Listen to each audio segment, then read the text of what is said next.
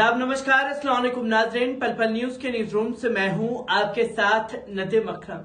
Supreme court में collegium विवाद को लेकर के सुप्रीम कोर्ट के जजेस और केंद्र की मोदी सरकार में जबरदस्त तनातनी देखने को मिल रही है। और इस तनातनी के बीच जो है सीजेआई डीवाई चंद्रचूड़ का बड़ा बयान सामने आ गया है, जहां उन्होंने एक भाषण देते हुए साफ शब्दों में कहा कि मेरे चैम्बर में आज तक कोई लिखित में कॉपी नहीं आई है और तमाम चीजें जो हैं वो हम करते हुए दिखाई दे रहे हैं, जिसे लेकर के तमाम बातें जो हैं सीजेआई चंद्रचूड़ ने कही हैं।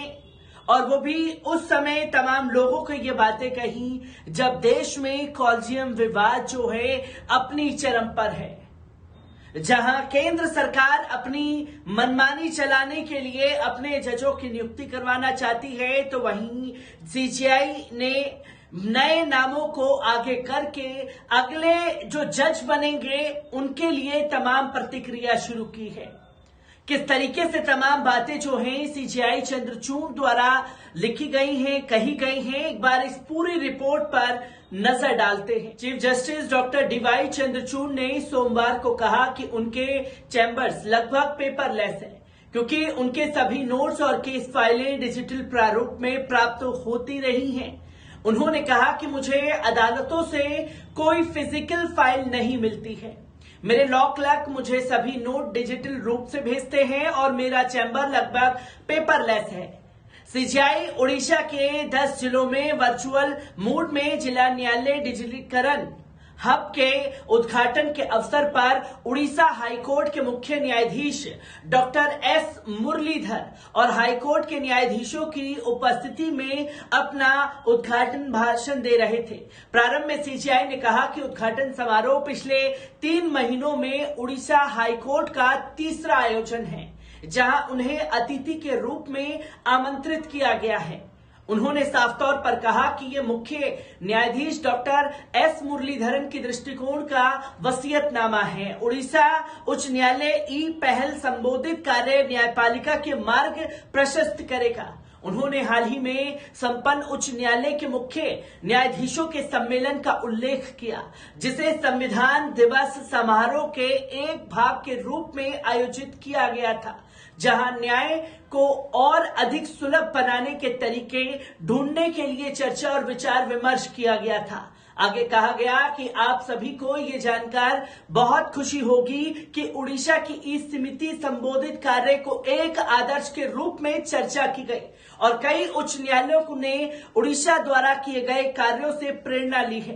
वास्तव में हमारे विचार विमर्श के दौरान मैंने उच्च न्यायालयों के सभी मुख्य न्यायाधीश और आईसीटी समितियों के सदस्य उड़ीसा का दौरा करने के लिए विशेष रूप से डिजिटलीकरण के संदर्भ में चल रहे वास्तविक कार्य को देखने के लिए अनुरोध किया है। सीजेआई ने इस पहल का उद्घाटन करने पर प्रसन्नता व्यक्त की, क्योंकि ये एक बुनियादी ढांचा है जो ट्रायल कोर्ट के लिए बनाया गया है। उन्होंने ये भी कहा कि मैंने अपने ट्रायल कोर्ट प्राथमिकता देने के महत्व पर लगातार जोर दिया है, जो हमारी न्यायिक प्रणाली को सबसे महत्वपूर्ण हिस्सा है। न केवल वे न्यायपालिका की रीढ़ हैं, बल्कि हमारी संस्था के साथ वे पहली और अधिकांश लोगों के लिए एकमात्र बातचीत भी है। इसलिए ट्रायल कोर्ट ने बुनियादी ढांचा सर्वोच्च प्राथमिकता है। सीजेआई चंद्रचूड़ ने कहा कि न्याय वितरण प्रणाली के आधुनिकीकरण में न्यायिक रिकॉर्ड का डिजिटलीकरण एक महत्वपूर्ण कदम है।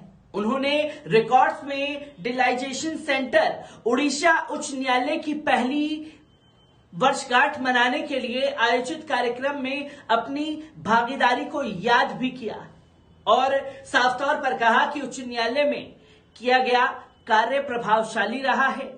इसने हमें डिजिटलीकरण के लाभों को स्पष्ट के रूप में दिखाया और जिला न्यायालयों के डिजिटलीकरण हब के लिए एक स्पष्ट रास्ता तय किया। उन्होंने कहा कि रिकॉर्ड्स का डिजिटलीकरण करके हम उन्हें अधिक सुलभ, कुशल और सुरक्षित बना सकते हैं। न्यायिक अभिलेखों के डिजिटलीकरण का एक मुख्य लाभ ये है कि अधिकृत व्यक्तियों द्वारा इन अभिलेखों द्वारा आसान पहुंच की अनुमति देता है। अतीत में न्यायिक अभिलेखों को अक्सर फिजिकल फाइलों में रखा जाता है, जिसका अर्थ था कि जब तक व्यक्ति शारीरिक रूप से न्यायालय में उपस्थित ना हो तब तक उनको पहुंचना मुश्किल होता है। इसने वकीलों, न्यायाधीशों और अन्य कानूनी पेशेवरों के लिए अपने काम को प्रभावी ढंग से करने के लिए आवश्यक जानकारी तक पहुंचाना मुश्किल बना दिया है। न्यायिक रिकॉर्ड्स के डिजिटलीकरण के और लाभ पर प्रकाश डालते हुए सीजेआई चंद्रचूड़ ने कहा कि यह न्याय वितरण प्रणाली और अधिक कुशल बना सकता है। अतीत में फिजिकल फाइलों को खोजने और व्यवस्थित करने जैसे कार्यों बहुत समय व्यतीत होता था। इन अभिलेखों को डिजिटलीकरण करके हम सूचनाओं को योजना और व्यवस्थित करना बहुत आसान बना सकते हैं, जिससे समय की बचत होती है और कानूनी पेशेवरों पर काम का बोझ कम होता है। आगे उन्होंने कहा कि न्याय प्रणाली को और अधिक कुशल बनाने के अलावा न्यायिक रिकॉर्ड्स का भी होना बहुत जरूरी है। भौतिक फाइलें हानि, क्षति और चोरी के प्रति संवेदनशील होती हैं। उनमें मौजूद जानकारी की अखंडता से समझौता कर सकती हैं। दूसरी ओर डिजिटल रिकॉर्ड्स को सुरक्षित रूप से संग्रहित किया जाता है और नियमित रूप से इसका बैकअप लिया जा सकता है। अब क्या आप विश्वास करेंगे कि मेरे पिछले कुछ वाक्य जहां मैंने अदालत के रिकॉर्ड्स को डिजिटाइज करने के लाभों का वर्णन किया था, वे मेरे द्वारा बिल्कुल नहीं लिखे गए थे। जो कुछ लिखा गया था शब्द से शब्द ओपन एआई के चैट जीपीटी टूल द्वारा किया गया था। जैसा कि आपसे मैं बहुत से लोग जानते हैं, मैं एक आत्म स्वीकार की नई तकनीक प्रेमी हूं।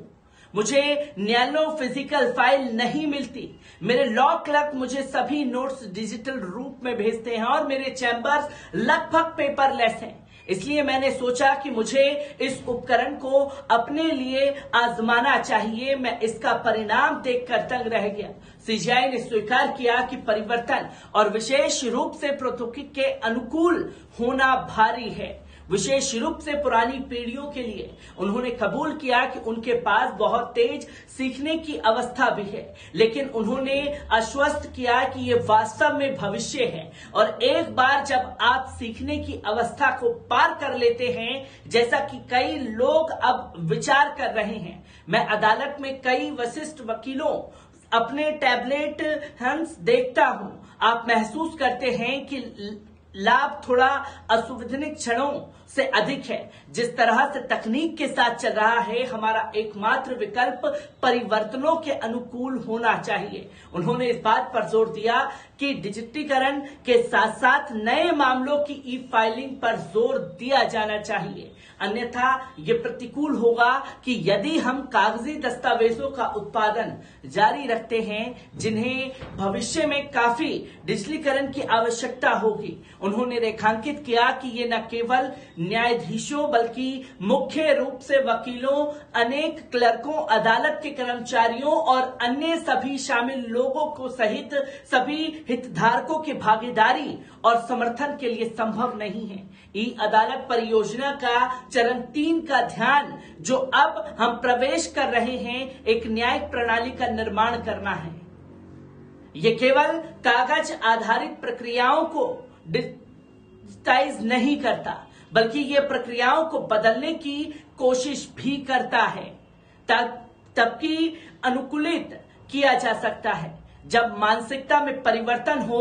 और इस प्रयास में मैं आप सभी को उदाहरण के द्वारा नेतृत्व करने के लिए आमंत्रित करता हूं और प्रौद्योगिकी का उपयोग करके मानसिकता परिवर्तन को सर्वोत्तम रूप से प्रतिबिंबित किया जा सकता है। उन सभी छोटे कार्यों में जिन्हें हम नागरिकों और न्यायाधीशों के रूप में हिस्सा लेना है। अंत में उन्होंने डिजिटाइज हकीकत बनाने में शामिल हर एक व्यक्ति को बधाई दी।